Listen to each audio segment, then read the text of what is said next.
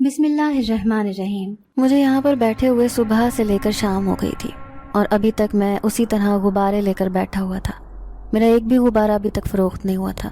مجھے حیرت ہو رہی تھی آج کل کے بچوں پر، جنہیں غباروں میں کھلونوں میں کوئی دلچسپی نہیں رہی تھی۔ شاید ان موبائلوں اور لیپ ٹاپ نے ان کھلونوں کی قدر کم کر دی تھی۔ کئی بچے میرے پاس آ کر رکتے، اپنے ماں باپ سے ضد کرنے لگتے کہ انہیں یہ غبارے ہر حال میں چاہیے، اور کبھی تو ان کے ماں باپ انہیں ڈانٹ ڈپٹ کر وہاں سے لے جاتے اور کچھ انہیں غبارے لے کر دے دیا کرتے تھے۔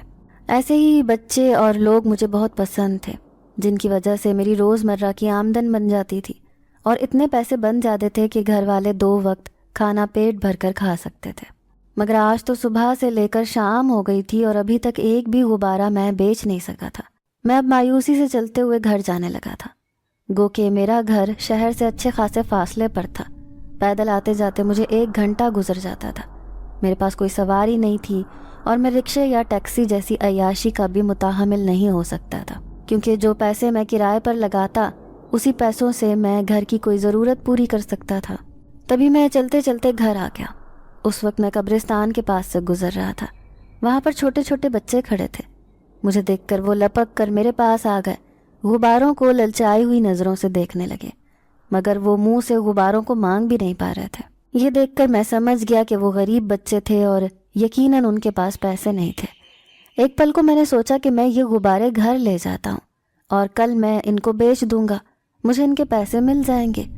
مگر پھر جب میرا ان بچوں کی آنکھوں پر دھیان گیا تو میں نے پھر کچھ غبارے ان بچوں کو دے دیے۔ غبارے پا کر ان کے چہرے خوشی سے کھل اٹھے تھے۔ میں نے ایک نظر ان کے پھٹے پرانے لباس پر ڈالی، ان کے پاؤں میں بھی جوتوں کی قید سے آزاد تھے۔ غبارے پا کر وہ مجھے دعائیں دیتے ہوئے وہاں سے چلے گئے تھے۔ ان کے چہرے پر خوشی دیکھ کر میرا دل بھی اطمینان سے بھر گیا تھا، اور میں دل ہی دل میں سوچے جا رہا تھا کہ آج تو گھر میں کھانے کو کچھ بھی نہیں تھا، اور اب تو میرے پاس پیسے بھی اتنے نہیں ہیں کہ میں کچھ کھانے کو لے جاؤں۔ میں کیا کروں؟ ابھی میں یہ سب کچھ سوچ ہی رہا تھا کہ میں تھوڑا سا اور آگے آیا تو وہاں پر ایک اجنبی مرد کھڑا تھا۔ اس کے ہاتھ میں ایک بڑا سا شاپر تھا۔ مجھے دیکھ کر وہ ایک جگہ پر رک گیا۔ اس نے مجھے سر سے لے کر پاؤں تک دیکھا۔ میرا پرانا لباس، خستہ حال ٹوٹی ہوئی چپل میری حالت کی گواہی دے رہے تھے۔ اس نے وہ شاپر میرے حوالے کیا اور وہاں سے جانے لگا، تو میں اسے مخاطب کر کے پوچھنے لگا کہ شاپر میں کیا ہے؟ وہ اجنبی مسکرا دیا، کہنے لگا اس میں کچھ راشن کا سامان ہے جو میں کسی ضرورت مند انسان کے لیے لے کر کھڑا تھا۔ مجھے لگتا ہے کہ تم اس کے حقدار ہو، تم ضرورت مند ہو۔ اس کی بات سن کر مجھے ایسے لگا جیسے کسی نے میرا آدھا بوجھ کم کر دیا ہو۔ وہ شخص میرے لیے اجنبی تھا۔ میں نے آج سے پہلے اس انسان کو یہاں پر کہیں نہیں دیکھا تھا۔ میں اسے دل ہی دل میں دعائیں دیتے ہوئے اپنے گھر آ گیا۔ جب گھر آیا تو اماں سخت پریشان تھی، یہاں سے وہاں چکر کاٹ رہی تھی۔ مجھے دیکھ کر انہوں نے اطمینان کا سانس لیا، کہنے لگیں کہ آج تمہاری خالہ آ رہی ہیں، ان کا آج رات یہیں پر رکنے کا ارادہ تھا، اور آج وہ تمہاری بہن کی شادی کی تاریخ فکس کرنے کے لیے آ رہی ہیں۔ میں یہ سوچ سوچ کر پریشان ہو رہی تھی کہ اب کیا ہوگا، اور اگر آج بھی تم راشن لے کر نہیں آئے تو میں ان کو کھانے میں کیا دوں گی؟ اماں کو میں نے کہا کہ یہ کسی نیک انسان نے میری مدد کی ہے، اور پھر میں نے اپنا سامان ایک کمرے میں رکھ دیا۔ ہاتھ منہ دھونے کے بعد میں اپنی دونوں بہنوں کے پاس آ کر بیٹھ گیا۔ یہ میرا روزمرہ کا معمول تھا کہ کام سے واپس آنے کے بعد میں تھوڑی دیر گھر والوں کے پاس بیٹھتا تھا اور پھر میں اپنے کمرے میں آرام کرتا تھا۔ تبھی امی ہمارے پاس آئیں، کہنے لگیں کہ اس میں تو بہت زیادہ سامان ہے، اس میں تو سبزی گوشت کے علاوہ دالیں اور تمام روزمرہ کی چیزیں موجود ہیں۔ یہ تو کوئی بہت ہی زیادہ خدا ترس اور نیک انسان تھا جس نے ہماری اتنی مدد کر دی۔ خدا کا شکر ہے کہ آج اس نے ہماری عزت رکھ لی۔ یہ سب سن کر میں بھی بہت حیران ہوا تھا۔ پھر اسی دن خالہ رات کو یہیں پر رکی تھی۔ انہوں نے 1 مہینے کے بعد میری بہن کی شادی کی تاریخ رکھ دی تھی۔ یہ سن کر میں پریشان ہو گیا کہ 1 مہینے کے اندر اندر ہم شادی کی کیسے تیاری کریں گے۔ جب میں نے امی سے اپنی پریشانی کا ذکر کیا تو امی کہنے لگیں کہ فکر مت کرو، اللہ نے چاہا تو سب کچھ ہو جائے گا، اور ویسے بھی تمہاری خالہ کو ہمارے حالات کا پتہ ہے، انہوں نے تو منع کیا ہے کہ ہم سائرہ کو بے شک 2 جوڑوں میں رخصت کر دیں، وہ اسے اپنی بیٹی بنا کر لے جا رہے ہیں، بہو نہیں۔ وہ تو ٹھیک ہے امی، مگر ہم اپنی بہن کو خالی ہاتھ کیسے رخصت کر سکتے ہیں؟ اگر آج ابو زندہ ہوتے تو آج ہمارے حالات کتنے مختلف ہوتے، اور کیا آج وہ سائرہ باجی کو اس طرح خالی ہاتھ گھر سے رخصت کرتے؟ میری بات سن کر امی آپ دیدہ ہو گئی، کہنے لگیں کہ جب تک تمہارے ابو زندہ تھے وہ خود اپنی زمینوں کا چکر بھی لگاتے تھے، باغ کی بھی دیکھ بھال کرتے تھے۔ ان کی زندگی میں تو کبھی کسی چیز کی پریشانی نہیں ہوئی تھی، مگر جب سے وہ اس دنیا سے رخصت ہوئے ہیں تو نہ جانے کیا ہو گیا ہے کہ زمین بھی بنجر ہو گئی ہے، باغ بھی اجڑ چکا ہے۔ میں خود پریشان ہوں کہ 4 سال میں ہماری زمین کو کیا ہو گیا ہے جو وہ فصل تک نہیں اگا رہی۔ امی کی بات سن کر میں بھی پریشان ہو گیا تھا، سوچنے پر مجبور ہو گیا تھا کہ میں کیا کروں۔ گھر میں مجھ پر ہی امی اور دونوں بہنوں کی ذمہ داری تھی، اور میں خود سارا دن روزی کمانے کے چکر میں لگا رہتا تھا۔ ایسے میں مجھے زمینوں پر جانے کا وقت ہی نہیں ملتا تھا۔ اگر میں چلا جاتا تو گھر پر کون ہوتا؟ یہی سوچ کر میں ابھی تک وہاں پر نہیں گیا تھا۔ میں اب سوچ رہا تھا کہ بہن کی شادی سے پہلے میں ان زمینوں کو بیچ دوں، اس سے جو پیسے حاصل ہو جائیں انہیں میں استعمال میں لا سکوں۔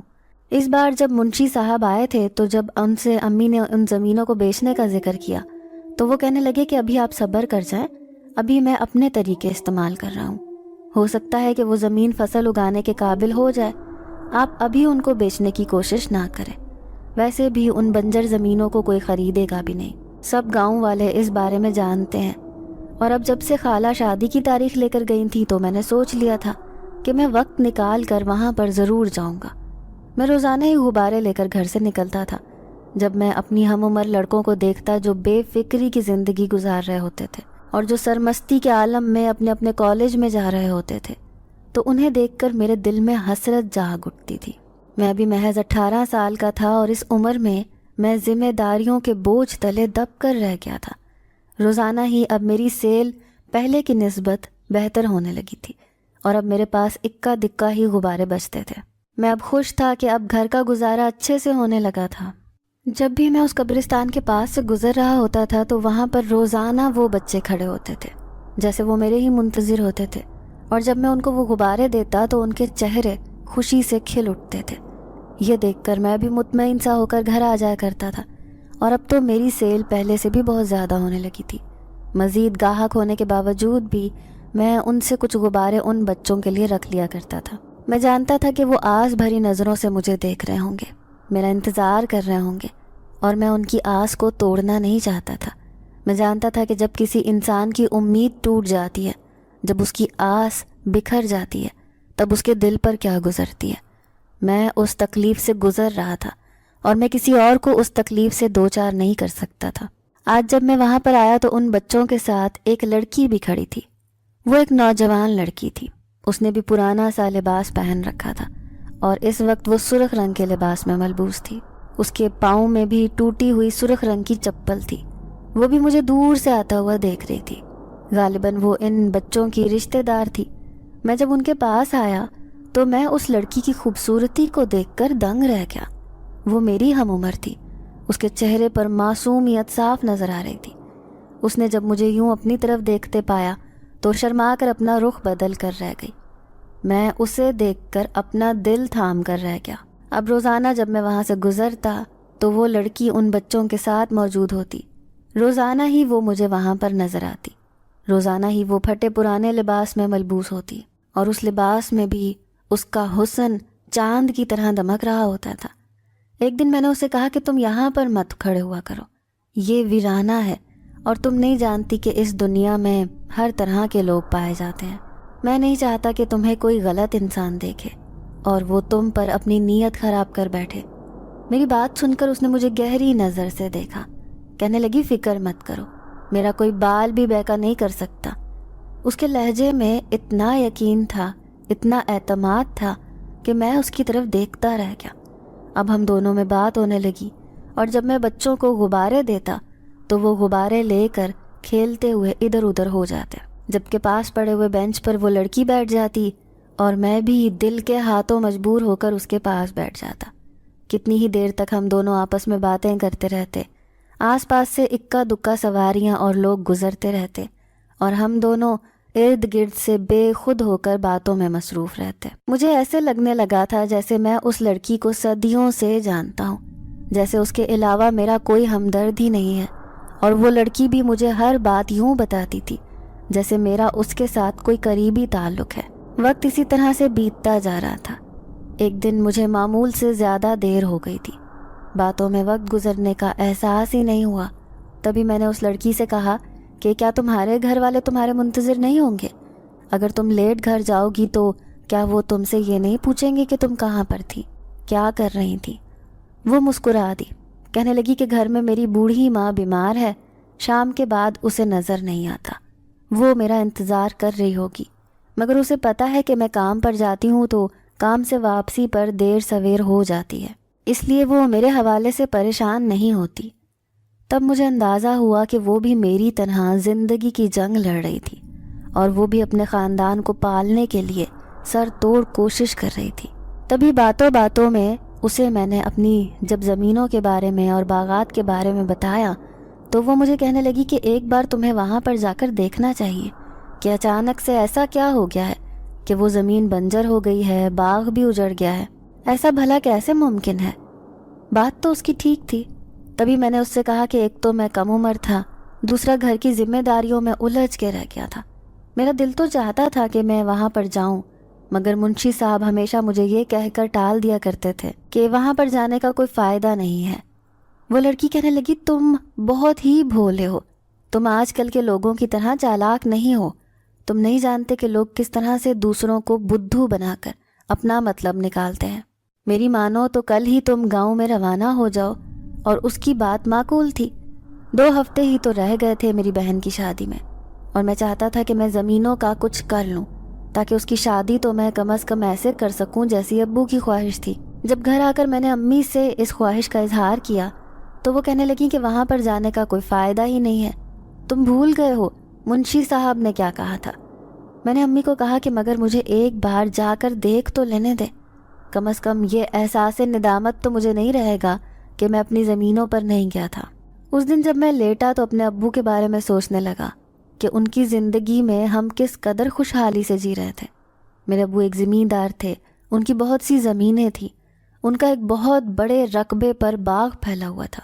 میں اپنی 2 بہنوں کا اکلوتا بھائی تھا۔ امی ابو کی ساری توجہ، امیدیں اب مجھ ہی سے وابستہ تھی۔ گھر میں خوشحالی تھی، کسی چیز کی کوئی کمی نہیں تھی۔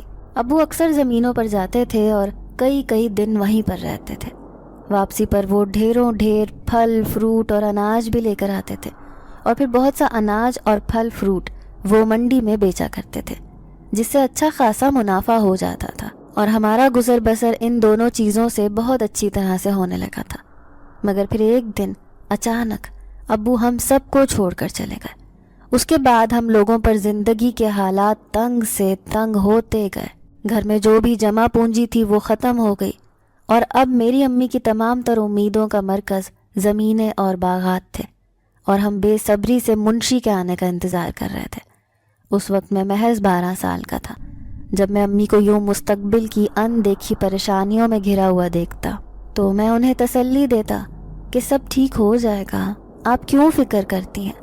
پھر وہ مجھے خود کے ساتھ لگا کر پھوٹ پھوٹ کر رونے لگتی، کہتی کہ اگر تم اپنی عمر سے بڑے ہوتے تو مجھے کوئی پریشانی نہیں تھی، مگر تم ابھی بہت چھوٹے ہو، تم ان مسئلوں کو نہیں سمجھ سکتے، تم نہیں جانتے کہ تمہارے ابو کی غیر موجودگی میں ہمارے ساتھ یہ دنیا والے کیا سلوک کریں گے، ہمیں تر نوالا سمجھ کر کھا جائیں گے۔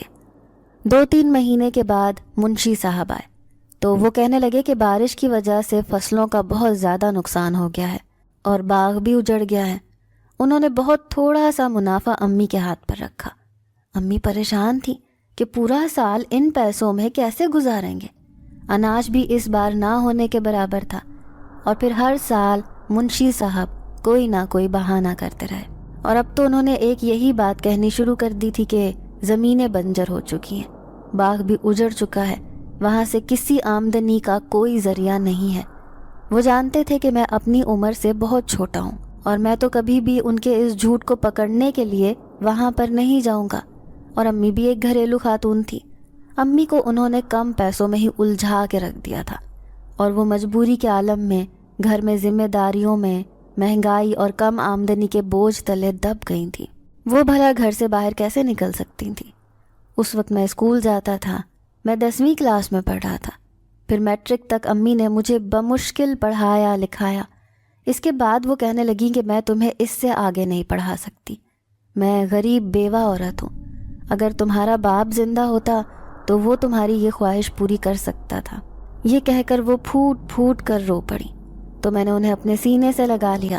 کہنے لگا کہ امی مجھے آپ سے کسی قسم کی کوئی شکایت نہیں ہے، اور پھر گھر کا نظام چلانے کے لیے مجھے کچھ نہ کچھ تو کرنا تھا، مگر مزدوری کرنے کی وجہ سے میں بہت زیادہ تھک جاتا تھا. میرے ہاتھوں میں چھالے پڑ جاتے تھے، میرا جسم تھک کر چور چور ہو جاتا تھا. امی جب میرے ہاتھوں پر چھالے دیکھتی تو وہ پھر اداس ہونے لگتی. کہتی کہ تمہیں میں نے اتنے ناز و نیم سے پالا تھا، تمہیں یوں مزدوری کرتے ہوئے دیکھ کر میرا دل دکھتا ہے. اور پھر اماں کے پاس جو تھوڑے بہت پیسے تھے انہوں نے مجھے چند غبارے خرید کر دیے. کہنے لگیں کہ اب سے تم یہ بیچا کرو. تب سے میں نے وہ غبارے بیچنا شروع کر دیے. اب اس لڑکی نے ہی میرے دماغ میں یہ بات ڈالی تھی، اور اب میں خدا سے دعا کر رہا تھا کہ جیسا اس نے کہا تھا ویسا ہی ہو، اور جب میں وہاں پر جاؤں تو تمام زمینیں بالکل ٹھیک ٹھاک حالت میں ہوں، یا تھوڑی بہت محنت کے بعد وہ کاشت کرنے کے قابل ہو جائیں. ساری رات میں یہی دعا مانگتا رہا. نہ جانے کب میں سو گیا. صبح سویرے میری آنکھ کھل گئی. پھر امی سے مل کر بہنوں کی دعائیں لے کر میں گاؤں کی طرف روانہ ہو گیا. میں اس سے پہلے بچپن میں ہی ابو کے ساتھ زمینوں پر آیا تھا. مجھے تو راستے بھی صحیح سے یاد نہیں تھے، مگر مجھے منشی صاحب کا گھر یاد تھا. ان کا گھر گاؤں میں سب سے پہلے نمبر پر تھا، اور اب یہ گھر دیکھ کر میں حیران رہ گیا. یہ گھر بہت بڑے احاطے پر مشتمل تھا اور اس کو جدید طرز پر بنایا گیا تھا. مجھے دیکھ کر منشی صاحب کا منہ کھلے کا کھلا رہ گیا. پھر وہ مجھے گھر کے اندر آ گئے لے کر اور میری خاطر مدارت کرنے لگے. چائے پینے کے بعد میں نے منشی صاحب سے کہا کہ میں زمینوں پر جانا چاہتا ہوں. وہ مجھے ٹالنے لگے. کہنے لگے ابھی تو تم آئے ہو، تھوڑا صبر کر جاؤ، ٹھہر جاؤ، چلے چلیں گے، زمینوں پر بھی چلیں گے. اور پھر دوپہر سے لے کر شام ہو گئی. میں جب بھی منشی صاحب سے یہ بات کہتا تو وہ مجھے یہی کہہ کر ٹال دیتے کہ میں تمہیں لے چلوں گا زمینوں پر، فکر کس بات کی کرتے ہو، اب یہاں پر آئے ہو کچھ دن رہو، ہمیں مہمانداری کا موقع دو. اگلے دن میں نے پکا ارادہ کر لیا تھا کہ میں منشی صاحب کی باتوں میں نہیں آؤں گا، اور پھر ان کو لے کر بالآخر میں زمینوں پر آ گیا. اور یہ دیکھ کر میرا منہ کھلے کا کھلا رہ گیا کہ زمینوں پر فصل کاشت کی گئی تھی اور باغ بھی بالکل صحیح حالت میں تھا. میں منشی صاحب کی طرف سوالیہ نظروں سے دیکھنے لگا تو وہ نظر چرانے لگے. کہنے لگے کہ ابھی کچھ ٹائم پہلے ہی زمین پر کھدائی کر کے اس پر محنت کر کے میں نے اسے کاشت کے قابل بنایا ہے. اس پر میں نے بہت زیادہ پیسہ خرچ کیا ہے اور تب یہ جا کر فصل اگانے کے قابل ہوئی ہے. اور چونکہ یہ تمام پیسہ میرا لگایا گیا ہے تو یہ فصل اسے بیچ کر حاصل ہونے والی آمدنی بھی میری ہوگی. منشی صاحب نے ایک دم آنکھیں ماتھے پر رکھ لیں. میرا ماتھا ٹھنک گیا. میں سوچنے لگا کہ یقیناً منشی صاحب جھوٹ بول رہے ہیں. باغ کی حالت دیکھی تو باغ میں بھی ہرے بھرے درخت تھے اور وہ پھلوں سے لدے پھندے تھے. مجھے غصے میں آتا دیکھ کر وہ سٹ پٹا کر وہاں سے چلے گئے. تبھی میں نے وہاں پر لوگوں سے جب اس بارے میں پتہ کیا تو ان سے مجھے معلوم ہوا کہ فصل تو پہلے سے زیادہ اچھی لگنے لگی ہے اور یہ تو بہت زیادہ آمدنی دینے لگی تھی. باغ سے میں نے کچھ پھل لیے، ان کو منڈی میں بیچ دیا تو ان سے مجھے اچھا خاصا منافع ہوا. تبھی کچھ دنوں کے بعد میں اپنے ایک دوست کو لے کر دوبارہ سے وہاں پر گیا اور باقی بچے باندھے پھل بھی میں نے سبزی منڈی میں فروخت کر دیے. میرے ہاتھ میں اچھی خاصی رقم آ گئی جس سے میں نے اپنی بہن کو معقول حد تک جہیز دے کر اسے رخصت کیا. اب میرا ارادہ تھا کہ میں کوئی چھوٹا موٹا کاروبار شروع کر لوں جس سے گھر کی حالت سدھر جائے. اس کے لیے مجھے فصل پکنے کا انتظار کرنا تھا. جب تک فصل پک کر تیار نہ ہو جاتی تب تک میں اسے منڈی میں بیچ کر اس سے فائدہ حاصل نہیں کر سکتا تھا. اس دن میں یہی سب کچھ سوچے جا رہا تھا. نیند میری آنکھوں سے کوسوں دور تھی اور میں اپنے کمرے میں کھڑا کھڑکی سے باہر دیکھ رہا تھا، گزری ہوئی زندگی کے بارے میں سوچ رہا تھا. تبھی چھم سے میری آنکھوں کے سامنے اسی لڑکی کا سراپا آ گیا جو مجھے روزانہ قبرستان کے پاس ملتی تھی. اور تبھی میں خود کو کوستا رہ گیا کہ میں نے تو اس لڑکی سے کہا تھا کہ میں تم سے جلد ہی ملنے کے لیے آؤں گا، مگر میں کاموں میں مصروف ہو کر اس بات کو وقتی طور پر بھول بھال گیا تھا. اب میں نے فیصلہ کیا کہ میں کل ضرور اس سے ملنے کے لیے جاؤں گا. اگلے دن پھر میں شام کو چند غبارے لے کر اسی جگہ پر پہنچ گیا. وہاں پر وہ سبھی بچے موجود تھے. یہ دیکھ کر مجھے ان پر ترس آ گیا. میں خود کو کوسنے لگا کہ میں یہاں پر پہلے کیوں نہیں آیا. جانتا بھی تھا کہ وہ بچے روزانہ میرا انتظار کرتے تھے، وہ وہاں پر کتنی دیر تک کھڑے رہتے تھے، اور آج میں خلاف معمول وہاں پر لیٹ پہنچا تھا. وہ لڑکی بھی وہاں پر موجود تھی، اضطراری انداز میں یہاں سے وہاں ٹہل رہی تھی. مجھے دیکھا تو اس کے چہرے پر رونق آ گئی، آنکھیں خوشی سے چمکنے لگی. مجھ سے بے ساختہ شکوہ کر گئی کہ تم اتنے دن سے واپس آئے ہو مگر ابھی تک تم مجھ سے ملنے نہیں آئے. اس کی بات سن کر میں حیران رہ گیا. تمہیں کیسے پتا کہ میں وہاں سے واپس آ گیا تھا؟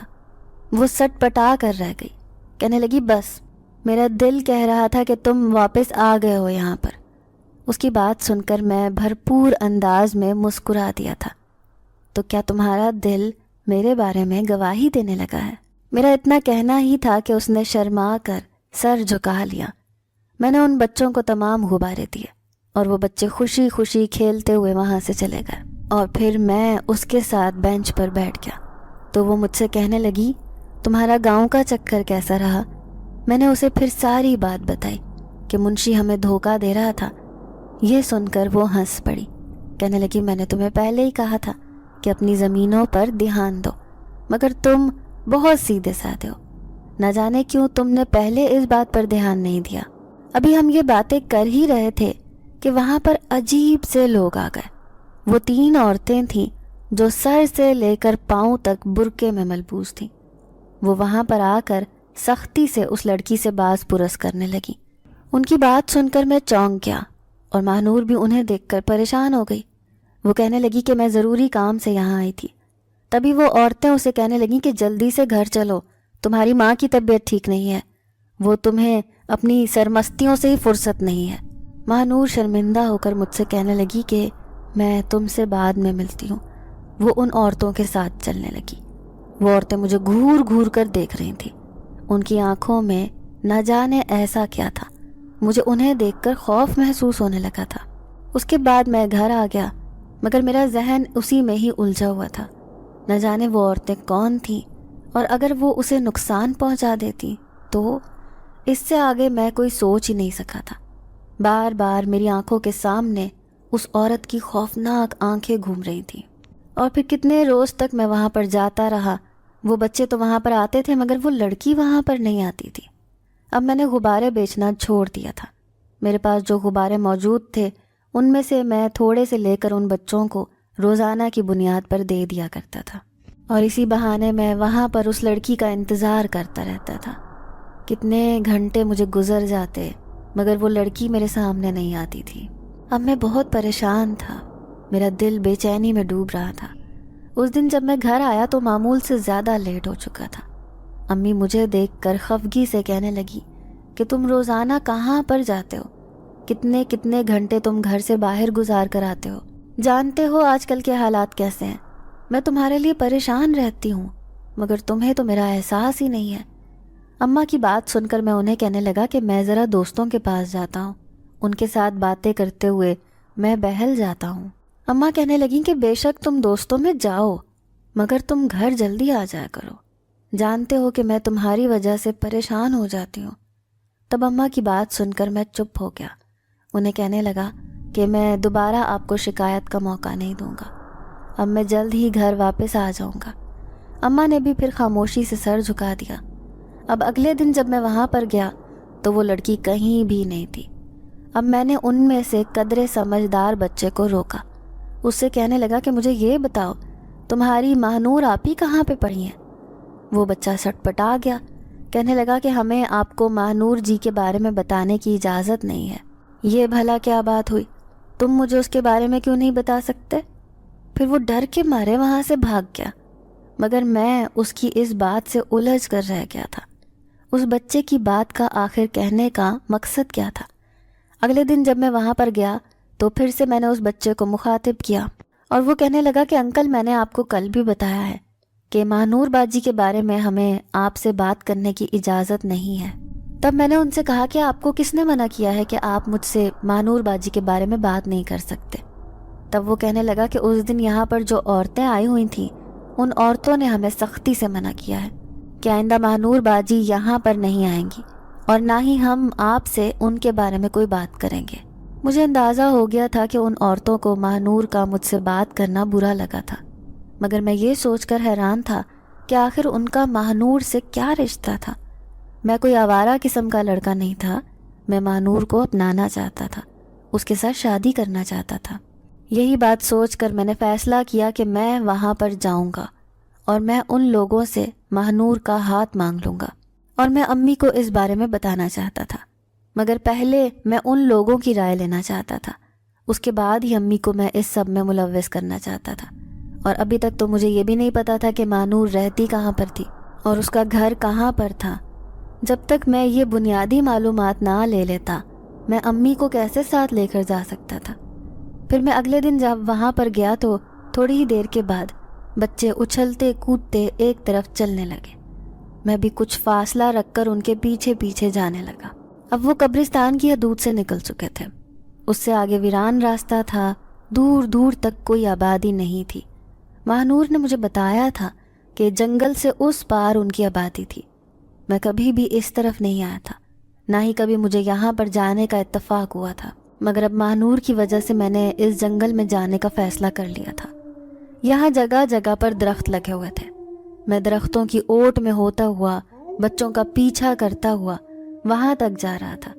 میں یہ دیکھنا چاہتا تھا کہ ان لوگوں کے گھر کس طرف آباد ہے، کیونکہ مجھے اس بارے میں کچھ بھی اندازہ نہیں تھا۔ مغرب کا اندھیرا بھی پھیلنے والا تھا، مگر آج میں صرف وہ جگہ دیکھنا چاہتا تھا، اور پھر کل جا کر میں باقاعدہ ماہنور کا ان لوگوں سے ہاتھ مانگ لیتا۔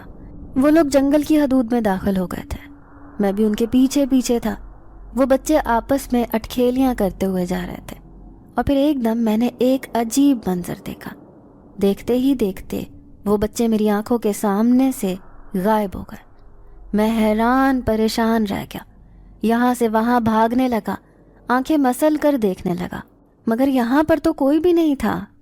میں یہ سوچ کر حیران ہو رہا تھا کہ اچانک سے وہ بچے کہاں پر غائب ہو گئے، میری نظروں کے سامنے سے دیکھتے ہی دیکھتے اوجھل ہو گئے۔ میں اب اندازے سے ایک طرف چلنے لگا، اب ہر طرف اندھیرا پھیل چکا تھا، ہاتھ کو ہاتھ سجائی نہیں دے رہا تھا۔ تبھی میں دائیں طرف چلنے لگا، تھوڑی دیر کے بعد ہی میں جنگل کی حدود سے نکل چکا تھا۔ یہاں پر جگہ جگہ پر کچھ فاصلے پر گھر موجود تھے، جہاں سے ہلکی ہلکی روشنی باہر آ رہی تھی۔ یہ دیکھ کر میں نے اطمینان کا سانس لیا کہ یہاں پر آبادی موجود تھی۔ پھر میں ایک طرف چلنے لگا تو ایک دروازے پر میں نے دستک کے لیے ہاتھ آگے بڑھایا، تو یہ سوچ کر میں نے خود کو روک لیا کہ اگر میں ماہنور کے بارے میں کیا بتاؤں گا۔ یہ لوگ گاؤں میں رہنے والے تھے، چھوٹی سوچ کے مالک تھے۔ یہ بھی ہو سکتا تھا کہ اگر میں ماہنور کے بارے میں کوئی بات کرتا تو وہ بدنام ہو کر رہ جاتی، اسے لوگوں کے سوالوں کے جواب دینے پڑتے کہ میں کون ہوں اور میرا اور اس کا کیا تعلق ہے اور میں اسے کیسے جانتا ہوں۔ میں ابھی انہی سوچوں میں گم تھا جب دروازہ خود بخود کھل گیا اور اندر سے کسی بوڑھی عورت کی آواز سنائی دی کہ جو کوئی بھی ہو اندر چلے آؤ۔ تب میں نے گلا کھنکار کر اس بوڑھی عورت کو مخاطب کیا، کہنے لگا کہ میں ایک ضروری کام سے آیا ہوں، مجھے کسی کے بارے میں معلومات لینی ہے۔ وہ بڑھیا کہنے لگی کہ میں بیمار عورت ہوں، گھر میں میرے علاوہ کوئی بھی نہیں ہے، تم گھر میں چلے آؤ، مجھے بتاؤ کہ تمہیں کیا چاہیے، کس بارے میں تمہیں معلومات لینی ہے۔ پھر میں اس گھر کے اندر داخل ہو گیا، جس کمرے سے عورت کی آوازیں آ رہی تھیں۔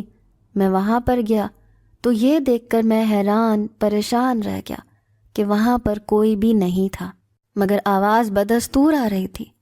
وہ کمرہ چھوٹا سا چوکور شکل میں تھا، اس میں کوئی سامان نہیں تھا، نہ ہی کمرے میں کوئی تہخانہ تھا، نہ ہی کوئی اور کمرہ تھا۔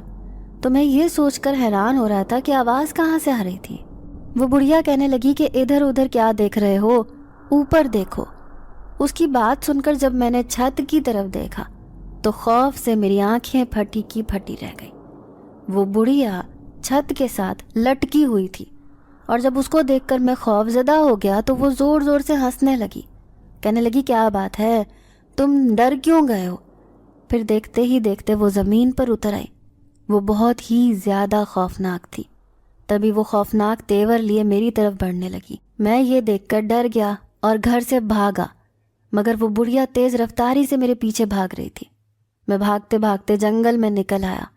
میں کبھی سوچ بھی نہیں سکتا تھا کہ زندگی میں اس قدر خوفناک منظر بھی مجھے دیکھنے کو مل سکتا ہے۔ اچانک ہی مجھے زوردار ٹھوکر لگی اور وہ بڑھیا میرے سر پر پہنچ چکی تھی کہ اچانک سے اس نے میرے منہ پر ایک زوردار تھپڑ مارا۔ اس تھپڑ میں اس قدر شدت تھی کہ میری آنکھوں کے سامنے اندھیرا چھا گیا اور میں ہوش و حواس سے بیگانہ ہو گیا۔ جب میری آنکھ کھلی تو میں یہ دیکھ کر حیران رہ گیا کہ میں اسی بینچ پر بیٹھا ہوا تھا جہاں پر میں اکثر اس لڑکی سے ملتا تھا، اور اس وقت میرے آس پاس کوئی بھی نہیں تھا۔ وہ بڑھیا مجھے کہیں بھی نظر نہیں آ رہی تھی۔ خوف سے میرا برا حال ہو چکا تھا۔ مجھے اندازہ ہو گیا تھا کہ میں کسی نادیدہ ہستی کے جال میں پھنس گیا تھا، اور یہ شکر تھا کہ میں زندہ تھا، مگر سوال یہ تھا کہ میں یہاں تک کیسے پہنچا۔ وہ تو مجھے مارنے والی تھی، تو پھر اس نے مجھے کیسے چھوڑ دیا؟ اسے مجھ پر کیسے ترس آ گیا؟ میں جب گھر میں آیا تو بخار میں بری طرح سے تپ رہا تھا۔ میرے چہرے کے تاثرات دیکھ کر امی پریشان ہو گئیں۔ مجھ سے کہنے لگیں کہ تمہیں کیا ہوا ہے؟ تم اتنے حواس باختہ کیوں لگ رہے ہو؟ امی کو میں نے کچھ بھی نہیں بتایا۔ جانتا تھا کہ اگر انہیں میں نے کچھ بتایا تو وہ پریشان ہو جائیں گی، اور میں اپنی امی کو پریشان نہیں کرنا چاہتا تھا۔ کمرے میں آنے کے بعد بھی وہ بوڑھی عورت میرے حواسوں پر سوار رہی۔ پوری رات میں خوف کے باعث سو نہیں سکا۔ جب میں سونے کے لیے آنکھیں بند کرتا تو اس بڑھیا کا چہرہ میری آنکھوں کے سامنے آ جاتا، اور میں پھر بوکھلا کر اپنی آنکھیں کھول لیتا۔ اس کے بعد میری وہاں پر جانے کی ہمت ہی نہیں ہوئی۔ میں جانتا تھا کہ وہ بچے میرا انتظار کر رہے ہوں گے، مگر میں قبرستان سے اس قدر دہشت زدہ اور خوف زدہ ہو گیا تھا کہ وہاں پر جانے کا سوچ کر ہی میرے رونگٹے کھڑے ہو جاتے تھے۔ اور پھر انہی دنوں گاؤں سے مزارے کی کال آ گئی۔ اس کا کہنا تھا کہ فصل بس پکنے کو تیار ہو چکی ہے، اب مجھے گاؤں جانا چاہیے۔ اگلے دن میں گاؤں میں روانہ ہو گیا۔ کچھ دن وہاں پر رہا تو فصل کی کٹائی کے بعد میں پھر فصل لے کر منڈی میں بیچنے کے لیے آ گیا، اور پھر جس قدر منافع میرے ہاتھ آیا اسے دیکھ کر میری آنکھیں پھٹی کی پھٹی رہ گئیں۔ میرے دل سے منشی کے لیے بد دعائیں نکلی تھیں۔ مجھے اس پر بہت زیادہ غصہ تھا۔ میں چاہتا تھا کہ اس پر فراڈ کا کیس کر دوں، مگر امی نے مجھے یہ کہہ کر روک دیا کہ وہ ہمارے پرانے ملازم ہیں، اس کا معاملہ اللہ پر چھوڑ دو، اللہ خود اس سے نمٹ لے گا۔ اور امی کے کہنے پر ہی میں نے پھر دوبارہ سے نہ کبھی منشی سے بات کی تھی، نہ ہی کبھی میں دوبارہ اس کے گھر میں گیا تھا۔ وہ بھی شاید شرمندہ تھا، اور شرمندگی کی وجہ سے وہ میرے سامنے نہیں آتا تھا۔ اب میں نے ان پیسوں میں سے ایک چھوٹا سا کاروبار شروع کر لیا تھا۔ باقی پیسے میں نے اپنے بینک میں محفوظ کر لیے تھے۔ اس دوران ماہنور کا خیال ایک پل کے لیے بھی میرے ذہن سے اوجھل نہیں ہوا تھا۔ اٹھتے بیٹھتے ہر وقت اسی کا خیال میری آنکھوں کے سامنے رہتا تھا، اور میں اسے کبھی بھول نہیں پا رہا تھا۔ بہت بار میرا جی چاہا کہ میں وہاں پر دوبارہ جاؤں، مگر پھر جب مجھے ان عورتوں کا رد عمل یاد آیا تو پھر میں نے اپنے جذبات کو قابو میں پا لیا۔ میں جانتا تھا کہ ایسا نہ ہو میری وجہ سے اسے پریشانی کا سامنا کرنا پڑے، اور وہ عورتیں اسے کوئی تکلیف یا کوئی نقصان پہنچا دیں۔ میں چاہنے کے باوجود بھی اس جگہ پر نہیں جا سکتا تھا، کیونکہ میں جب قبرستان میں جاتا تھا تو ایک خوف مجھے اپنے اثر میں لے لیتا تھا۔ ایک دن دل کے ہاتھوں مجبور ہو کر میں وہاں پر گیا تو وہاں پر کوئی بھی نہیں تھا۔ کافی دیر انتظار کرنے کے بعد میں گھر واپس آ گیا۔ اس دن میں اپنے کمرے میں تھا۔ رات کو سب لوگ سو رہے تھے، اور اس وقت میں اپنے آفس کی فائل کھولے بیٹھا ہوا تھا۔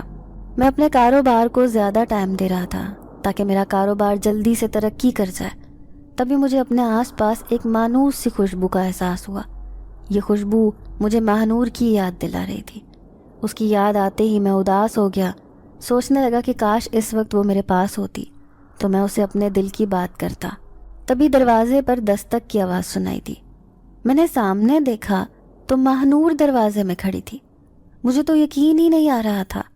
وہ دروازے کے بیچ میں کھڑی تھی اور کمرے میں اندر آنے کے لیے میری اجازت طلب کر رہی تھی۔ اتنی دیر میں حیرت سے یک ٹک اس کے چہرے کی طرف دیکھتا رہا۔ مجھے اپنی آنکھوں پر یقین ہی نہیں آ رہا تھا۔ رات کے اس پہر وہ میرے گھر میں کیسے آ گئی؟ اگر اس کے گھر والوں کو یہ سب پتہ چل گیا تو وہ اس کے ساتھ کیا سلوک کرتے؟ میں اپنی جگہ سے اٹھا، دروازے سے جھانک کر میں نے باہر دیکھا۔ امی اور میری چھوٹی بہن سو رہے تھے۔ ماہنور کو لے کر میں کمرے میں بیٹھ گیا۔ اسے کہنے لگا کہ تم اتنے ٹائم سے کہاں پر تھی؟ میں تمہارے گاؤں میں گیا تھا، مگر تم مجھے وہاں پر کہیں بھی نظر نہیں آئی تھی۔ اس کے بعد میں نے اپنے ساتھ بیتا ہوا سارا واقعہ اسے بتایا تو وہ خاموشی سے سن رہی تھی۔ اس کا رد عمل بہت ہی زیادہ حیران کن تھا۔ وہ کسی غیر مرئی نقطے کو گھورے جا رہی تھی۔ اس کا رد عمل مجھے چونکا رہا تھا۔ میں نے اس سے پوچھا کہ کیا بات ہے، تم اتنی خاموش کیوں ہو؟ تمہارے ساتھ ایسا کیا ہوا ہے؟ کیا تمہارے گھر والوں نے تمہیں میری وجہ سے ڈانٹا ہے؟ کیا میری وجہ سے کسی نے تمہیں کچھ کہا ہے؟ ماہ اداسی سے بولی کہ مجھے بہت افسوس ہے، اس دن تمہارے ساتھ جو کچھ بھی ہوا سب میری غلطی ہے۔ اس کی بات سن کر میں نے حیرت سے اسے دیکھا۔ کہنے لگا کہ اس سب میں تمہارا تو کوئی قصور نہیں ہے، وہ تو کوئی نادیدہ ہستی تھی جس نے مجھ پر حملہ کیا تھا۔ تب وہ کہنے لگی کہ مجھے تمہیں اپنے بارے میں سچ سچ پہلے ہی بتا دینا چاہیے تھا۔ اگر میں تمہیں پہلے ہی سچ بتا دیتی تو تمہارے ساتھ یہ سب کچھ نہ ہوا ہوتا۔ اس دن جو ہوا تھا اس کی بات سن کر میں چونک پڑا اور اسے پوچھنے لگا کہ کیسی باتیں کر رہی ہو، کیسا سچ؟ کہنے لگی کہ میں نے تمہیں اپنی یہ حقیقت نہیں بتائی کہ میرا تعلق قبیلہ جنات سے ہے۔ اس کی بات سن کر میں اپنی جگہ سے اچھل پڑا۔ کیا کہہ رہی ہو تم؟ مجھے لگ رہا تھا شاید وہ مجھ سے مذاق کر رہی ہے اور ہمیشہ کی طرح ابھی ہنس کر کہے گی کہ میں تو مذاق کر رہی تھی اور تم ہمیشہ میری باتوں کو سنجیدگی سے لے لیتے ہو۔ مگر ایسا نہیں ہوا۔ اس کے چہرے پر بلا کی سنجیدگی نصب تھی اور آنکھوں میں آنسو تھے، مگر میرے لیے یہ انکشاف کسی قیامت سے کم نہیں تھا۔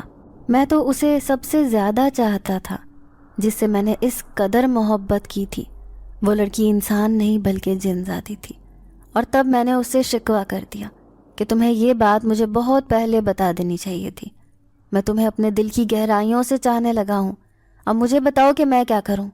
مجھے یہ بتاؤ کہ تم مجھے سب کچھ پہلے کیوں نہیں بتایا؟ اپنے بارے میں مجھے تفصیل سے بتاؤ کہ تم یہاں پر کب سے رہ رہی ہو۔ وہ کہنے لگی کہ ہم کئی سالوں سے یہاں پر رہ رہے ہیں۔ میرا تعلق غریب جنات کے قبیلے سے ہے۔ جو بچے تمہارے پاس غبارے لینے کے لیے جاتے تھے ان میں سے چند میرے بھائی کے بچے تھے۔ وہ روزانہ یہاں پر آتے تھے، تم سے غبارے لے جاتے تھے۔ میں اس بات پر حیران تھی کہ آخر انہیں یہ غبارے کون دیتا ہے، جبکہ ان کے پاس تو پیسے بھی نہیں ہوتے۔ اس دن میں یہی دیکھنے کے لیے یہاں پر آئی تھی، اور جب میں نے تمہیں دیکھا تو میں تمہیں دیکھتے ہی تم پر عاشق ہو گئی۔ تم مجھے پہلی ہی نظر میں پسند آ گئے تھے۔ تبھی میں تمہیں اپنی اصلیت نہیں بتا سکی کہ کہیں تم مجھے چھوڑ نہ دو، مجھ سے ڈر نہ جاؤ۔ اور پھر میری اس دن بھابھی اپنی سہیلیوں کے ساتھ یہاں سے گزر رہی تھی، ان کی مجھ پر نظر پڑی اور پھر انہوں نے بھائی جان کو ساری بات بتا دی کہ میں کسی آدم ذات سے چھپ چھپ کر ملنے جاتی ہوں۔ اس کے بعد بھائی جان نے میرا گھر سے نکلنا بند کر دیا۔ ان کا کہنا تھا کہ مجھے انسانوں سے فاصلے پر رہنا چاہیے کیونکہ انسان بہت خطرناک ہوتے ہیں۔ تب بھائی نے بچوں کو بھی گھر سے نکلنے پر پابندی لگا دی، مگر بچے تو پھر بچے ہوتے ہیں۔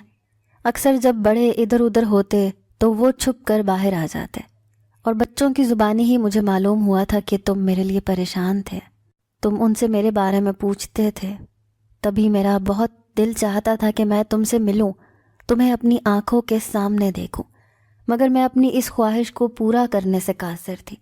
اور اس دن جب تم وہاں پر آئے تھے تو تمہاری خوشبو سے ہی میں نے تمہیں پہچان لیا تھا، اور میں تمہاری خوشبو کے ذریعے سے ہی تم تک پہنچی تھی۔ اگر میں اس وقت وہاں پر نہ آتی تو وہ کالی چڑیل تمہیں نقصان پہنچا سکتی تھی۔ میں نے ہی تمہیں اس کے چنگل سے چھڑوایا تھا اور تمہیں یہاں پر بھی چھوڑ کر گئی تھی، اور اب میرے قبیلے والوں نے مجھے واپس جانے کا حکم دے دیا ہے۔ اب میں اپنے قبیلے میں واپس جا رہی ہوں۔ میں اب انسانی دنیا میں نہیں رہ سکتی، نہ ہی میں اب کبھی دوبارہ تم سے مل سکتی ہوں۔ اس کی آنکھوں میں آنسو تھے۔ اس کی بات سن کر مجھے بھی یوں محسوس ہو رہا تھا جیسے کسی نے میرے جسم سے جان نکال لی ہو۔ اس کے بغیر رہنے کا تصور ہی میرے لیے سہانے روح تھا۔ میں نے اس کے لیے کیا کچھ نہیں سوچ لیا تھا، مگر اب جب اس نے بتایا کہ وہ مجھ سے جدا ہونے والی ہے تو مجھے اپنی جان نکلتی ہوئی محسوس ہو رہی تھی، اور پھر وہ مجھ سے رخصت ہو گئی، مگر اپنی یادیں میرے پاس چھوڑ گئی تھی۔ آج میرے پاس سب کچھ ہے۔ میں ایک کامیاب بزنس مین ہوں، میری زمینیں بھی وسیع رقبے پر پھیلی ہوئی ہیں، مگر میرا دل آج بھی خالی ہے۔ آج بھی اس جن زادی کی محبت کی جگہ کوئی اور نہیں لے سکا۔ میری بیوی بہت اچھی ہے، میرے 2 پیارے پیارے بچے ہیں، زندگی مکمل ہے، ماں بہنیں سب مجھ سے بہت خوش ہیں، مگر اس کے باوجود بھی میری زندگی میں ایک خلا ہے جو شاید کبھی پر نہیں ہو سکتا۔ ناظرین، اگر آپ کو آج کی یہ کہانی اچھی لگی ہو تو ویڈیو کو لائک ضرور کریں۔ اگر آپ کو ایسی دہشت ناک دل کو جکڑ دینے والی کہانیاں پسند ہیں تو ایسی ایک کہانی روزانہ سننے کے لیے ہمارے چینل کو سبسکرائب کریں۔ اجازت چاہتے ہیں، اللہ حافظ۔